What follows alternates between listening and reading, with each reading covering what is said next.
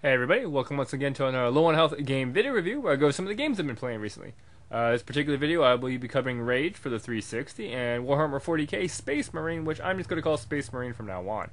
So let's go ahead and take a look at these games real quick. First one we're going to talk about here is going to be Rage. Now, Rage was a very interesting game because at E3 this year, a lot of people were giving it as like game of the show for, or game of the console for like, I think they gave it the game of the show too, for like PS3 and Xbox 360 and PC. And I couldn't understand why people were giving this game so many game of show nods and so many like, you know, achievement things, because people were basically saying like they played it behind closed doors and they thought it was going to be really good and had a lot of promise.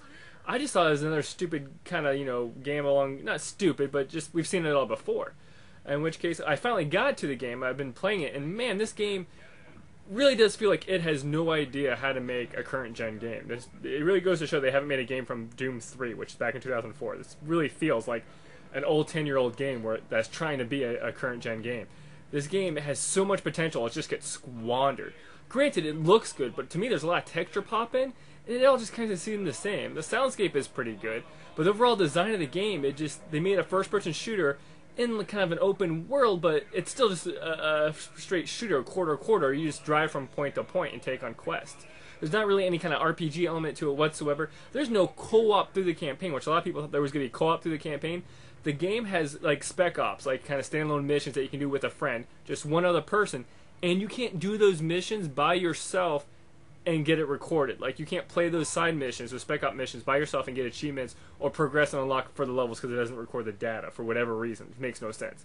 The game is just really kind of just sad design-wise. I mean, it has no competitive multiplayer, which granted isn't that big of a deal, but it does have competitive multiplayer for racing, which only up to 4 people, which is a joke in itself.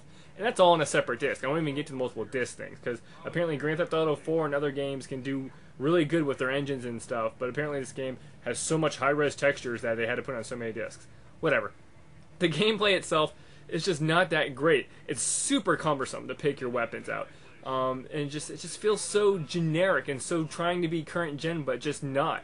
I'm trying to think of other things, like you notice enemies can take cover, blind fire. You can't do any of that, and that really comes down to being noticeable later on in the spec op missions, that they can do all these maneuvers and you're very limited. You also, an interesting thing here, cool thing is you can save anywhere, which is great. I love being able to save anywhere, that way you don't lose stuff, because the checkpoint system isn't that great. But the one character's main ability is able to self-revive himself, which is an annoying little QTE to begin with. But the self-reviving technique is kind of rendered mute when you can save anywhere, because you go into a room, you die, you can just revert back to the save, or you can try to like revive yourself, which takes time to recharge. Whatever, it's not that great. Another thing too is the main thing a lot of people pointed out is the story itself could use a little bit more exposition. Having a silent protagonist is great and all, but they could have done a better job introducing him and the world. Like, you really have no idea what's going on. You just do whatever people tell you to do, and you kind of lose any type of like connection to the game whatsoever. So, Rage, not that good of a game overall. It's just really kind of old design. If you want to remember what it felt like to play like a 10-year-old game design-wise, this is it. It's just polished up. So that's Rage. Not that great of a game. Really disappointing. I'm just really kind of pissed off. A lot of people are all like, "Oh, it's gonna be a great game," and I knew it wasn't gonna be, and I'm happy I was right, which I normally am. Moving on here, Warhammer Space Marine. This, of course, is going to get this going here, is a basic kind of third-person shooter, which coming off of, you know, Gears of War. We've played these types of games before. This isn't a bad game in any right, but what's sad to say is that I don't have much to talk about it. It's just a good, solid third-person shooter. It takes place, of course, in the Warhammer universe, which some of you may or may not know, which is a nice kind of, you know, fantasy sci-fi lore.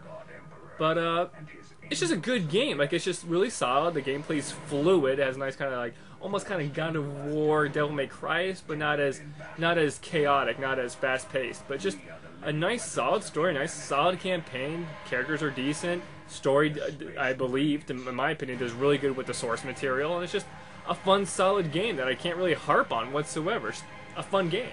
I don't know what to say. I guess it could have used co-op, which I don't believe it does have, because a lot of times you do have 3 squad members, so maybe co-op would have been nice, but still, the art design's great, the visuals are great, the audio's great, character animation's good. It's just a solid, overall good game, and it's hard to kind of review good games when they're just rock solid and good. So, there you go, Warhammer. Definitely better than Rage, and definitely better than a lot of games that are coming out recently, because I've been not that happy with a lot of games that come out. But as always, thank you for watching, and I'll catch you next time.